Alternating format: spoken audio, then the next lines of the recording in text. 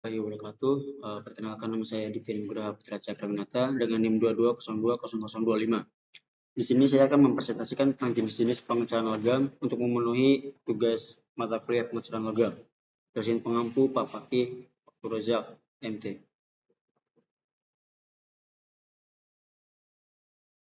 Ini ada nama kelompok untuk PPT dari pengecaran logam.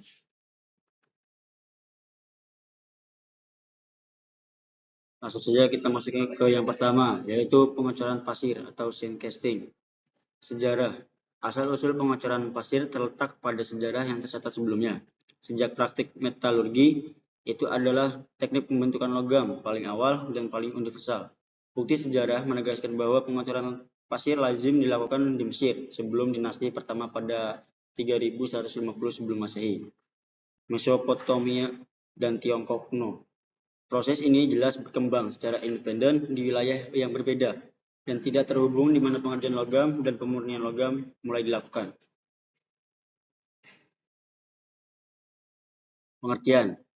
Pengecoran pasir adalah teknik pengecoran logam yang umum digunakan dan sangat kuno. Ini melibatkan pembentukan rongga di dalam pasir yang dikemas dan diikat yang kemudian diisi dengan logam cair.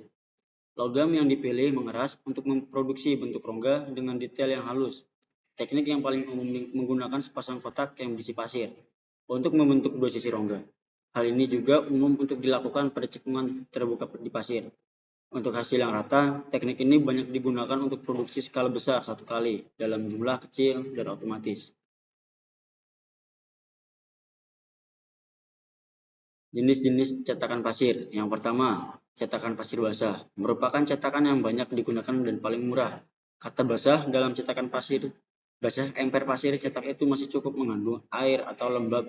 Emper logam cair dituangkan ke cetakan itu. Istilah lain dalam cetakan pasir adalah skin dried. Kedua, cetakan pasir kering. Dibuat dengan menggunakan bahan pengikat tempera dan kemudian cetakan dibakar dalam sebuah oven dengan temperatur berkisar antara 204 sampai 316 derajat Celcius. Pembakaran dalam oven dapat memperkuat, mengeraskan permukaan rongga cetakan. 3.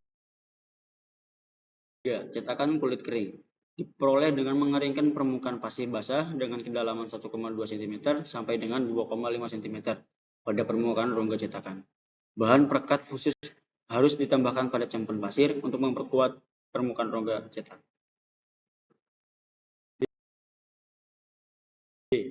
Jenis-jenis yang digunakan. Jenis pasir yang digunakan. Pasir cetak yang lazim digunakan dalam industri pengecoran adalah sebagai berikut. 1. Pasir silika.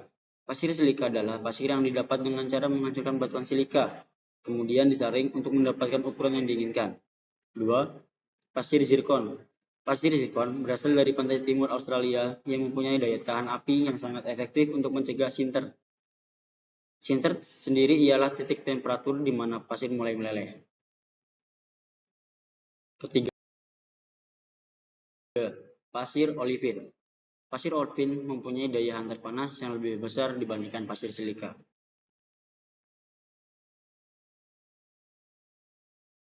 Apa saja keuntungan pengecoran pasir? Pertama, keserbagunaan. Kedua, biaya rendah. 3, perkakas sederhana. 4, kemampuan beradaptasi. 5, peningkatan skala yang mudah tetapi bagus untuk membuat prototipe. 6, perputaran cepat. 7, sedikit keterbatasan desain, kompleksitas bentuk. 8, berbagai macam bahan dengan sedikit atau tanpa perubahan proses. 9, spektrum ukuran komponen yang luas dari gram hingga ton. 10, jejak ekologis yang lebih rendah dibandingkan kebanyakan alternatif lainnya.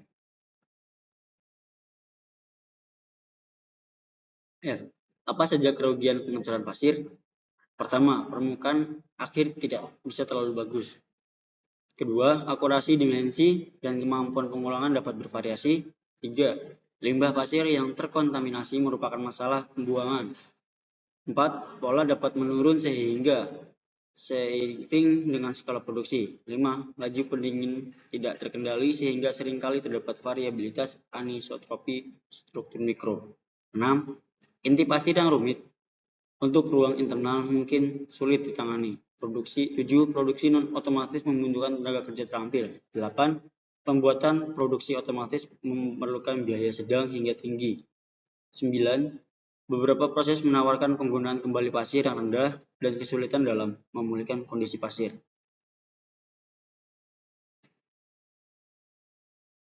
G. Contoh aplikasi pengecoran pasir. Pertama, rode gila, diesel laut berkecepatan sedang sampai beratnya bisa mencapai beberapa ton. 2. Fitting kulit perunggu, nikel, aluminium lambung tembus pada lambung kapal atau kapal. 3. Pemanggang barbeque dan komponen pembakar. Keempat, blok mesin ais. Kelima, rem cakram kendaraan. Keenam, perabotan pintu. 7. Potongan ujung dekoratif untuk ekstrusi aluminium.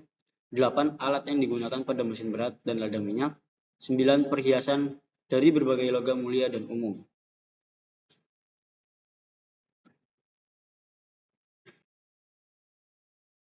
Berikut ini ada beberapa gambar pengecoran pasir.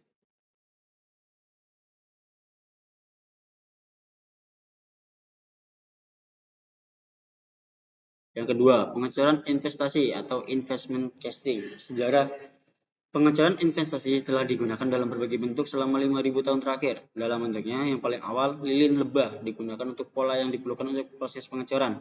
Saat ini, lilin yang lebih canggih, bahan tahan api, dan paduan khusus biasanya digunakan untuk pembuatan pola.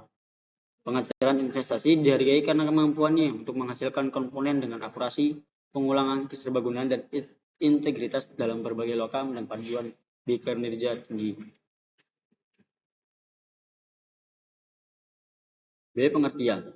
Pengecoran investasi adalah metode pengecoran yang menggunakan cetakan presisi yang terbuat dari pola atau model yang dibuat dengan lilin atau material serupa. Pola tersebut dilapisi dengan keramik atau bahan refraktori lainnya untuk membentuk cetakan. Proses ini umumnya digunakan untuk produk dengan bentuk yang kompleks dan akurasi yang tinggi, seperti perhiasan, komponen pesawat terbang, dan gigi mesin. C.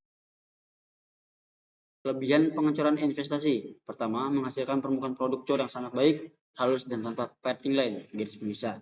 2. Dapat membuat produk coran dengan tingkat kerumitan tinggi. Ketiga, ketelitian dimensi sangat baik dengan toleransi sekitar 0,076 mm. 4. Lilin dapat didaur ulang untuk membuat pola baru sehingga menghemat biaya dan waktu. D. Kerugian pengecoran investasi. Pertama, proses pengecoran yang rumit. Kedua, biaya dan kebutuhan tenaga kerja yang tinggi. Ketiga, waktu produksi yang lama. Keempat, sulit diterapkan pada produk yang memerlukan rongga. Contoh produk hasil pengecoran investasi. Beberapa contoh benda hasil pengecoran investasi adalah impeller, sambungan pipa, komponen mesin turbin, perhiasan, alat penguat gigi, dan sebagainya. Di bawahnya itu adalah beberapa gambar untuk hasil pengecoran investasi.